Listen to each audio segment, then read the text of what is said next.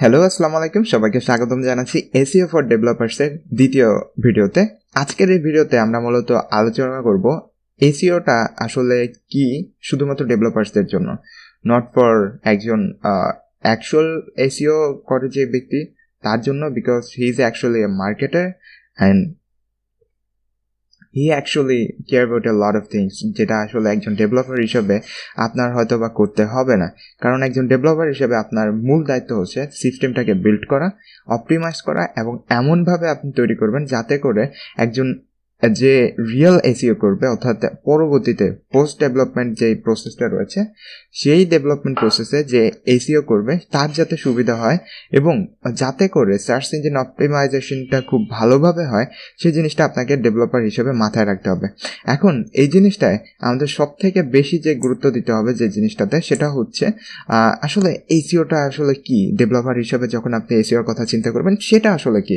So developer হিসাবে আপনার এসইওটা মূলত হচ্ছে আপনি যে সিস্টেমটা বিল্ড করবেন সেটা যাতে অপটিমাইজ হয় এবং আপনি যে সিস্টেমটা বিল্ড করছেন সেটা যাতে ইজি টু আন্ডারস্ট্যান্ড হয়, যাতে করে বোথ বটস এবং যারা আসলে ইউজার আপনার ভিজিট করছে আপনার ওয়েবসাইট, তারা যাতে বোথ বুঝতে পারে যে ইটস অ্যাকচুয়ালি এই good system, like anyone can actually get into any pages that they just want.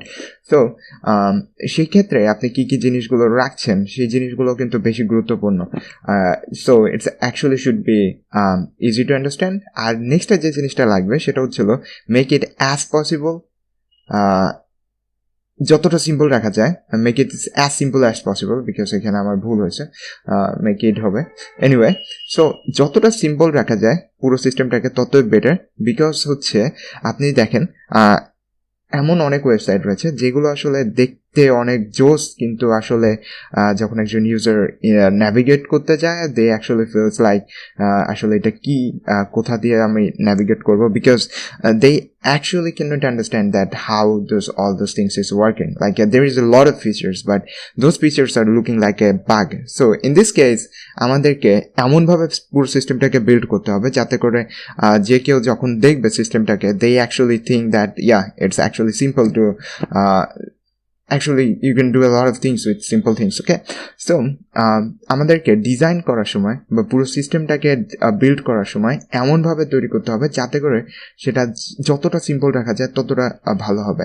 সুতরাং আমরা এসইও ক্ষেত্রে, ডেভেলপারের এসইওর ক্ষেত্রে আমাদেরকে যে জিনিসটা মাথায় রাখতে হবে সেটা হচ্ছিল এসইওটা হচ্ছে পুরো সিস্টেমটাকে অপটিমাইজ করবো আমরা প্রথমে, ইজি টু আন্ডারস্ট্যান্ড করবো, আর হচ্ছে অ্যাজ সিম্পল অ্যাজ পসিবল রাখতে হবে। এরপরেও এটা জাস্ট গেল আমাদের মূল বিষয়, এর বাইরেও কিছু কিছু টেকনিক্যাল বিষয় রয়েছে।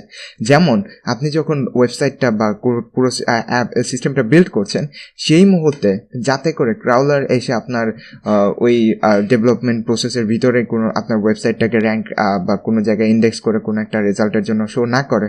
সো এর জন্য আসলে কি করতে হবে, বা আপনি পুরো যে ডেভেলপমেন্ট পেজগুলো রয়েছে সেই সময়গুলোতে আসলে কি কি কাজ করা উচিত হবে, বা আপনাকে যদি বলা হয়ে থাকে যে কোনো একটা কাজ করে দেওয়ার জন্য কি ধরনের কাজ আসলে ডেভেলপারদেরকে এসইও যে গুরুরা রয়েছে, যে ব্যক্তিরা রয়েছে যারা রিয়েল এসইও করেন, তারা আসলে আপনাকে বলতে পারে। So this actually lot of things এখানে আসলে ইনক্লুডেড রয়েছে। এনিওয়ে, সো ডেভেলপার হিসাবে আমাদেরকে জাস্ট ওয়েব বা সিস্টেমটাকে এমনভাবে তৈরি করতে হবে যাতে it's actually became more optimize, easy to understand and as simple as possible. Okay, so that's actually SEO for developers.